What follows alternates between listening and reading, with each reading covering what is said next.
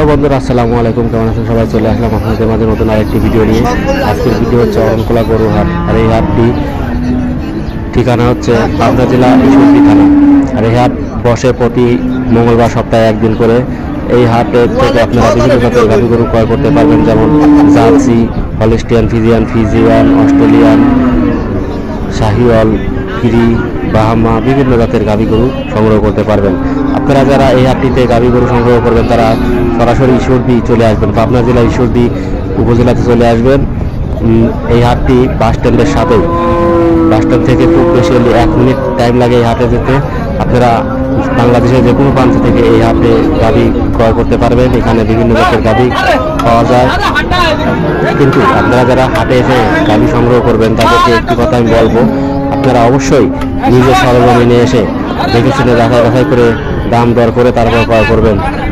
তো বন্ধুরা, ভিডিওটি যদি ভালো লাগে তাহলে অবশ্যই আমার চ্যানেলটি সাবস্ক্রাইব করবেন এবং লাইক কমেন্ট করবেন।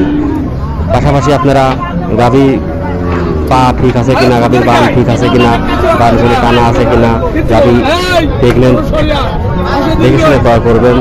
জাতমান কোয়ালিটি নিচে যাচাই বাছাই করবেন। কোনো দালালের মাধ্যমে হাটে আসবেন না।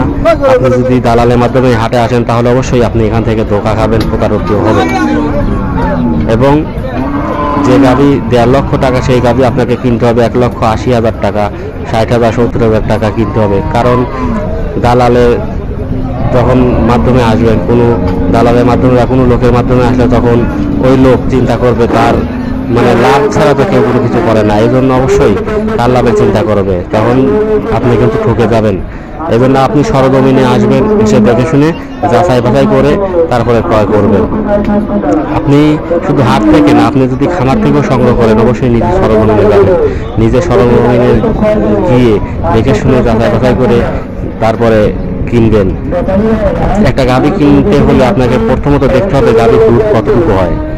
এখন খামারি বললো, ব্যাপারী বললো যে দুধ 20 লিটার হয়, আর আপনার বাড়িতে এসে দুধ হলো 8 লিটার, 10 লিটার, তাহলে কিন্তু আপনি ধরা খাবেন। এই জন্য আপনাকে দেখতে হবে প্রথমত গাভীর দুধ ঠিক আছে কিনা। পাশাপাশি গাভীর বান 4টা ঠিক আছে কিনা দেখবেন, গাভীর জরায়ু বের হয় কিনা দেখবেন, গাভীর মনে করেন যে 4টা পাও ঠিক আছে কিনা, গাভীর ন্যাংরা বা খোরা কিনা, এগুলো দেখে শুনে ক্রয় করবেন।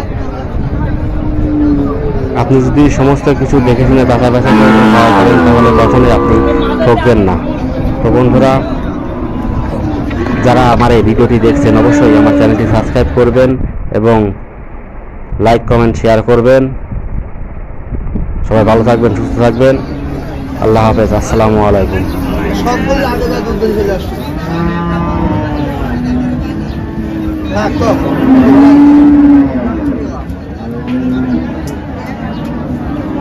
মোবাইলে 6 ভিডিও করলে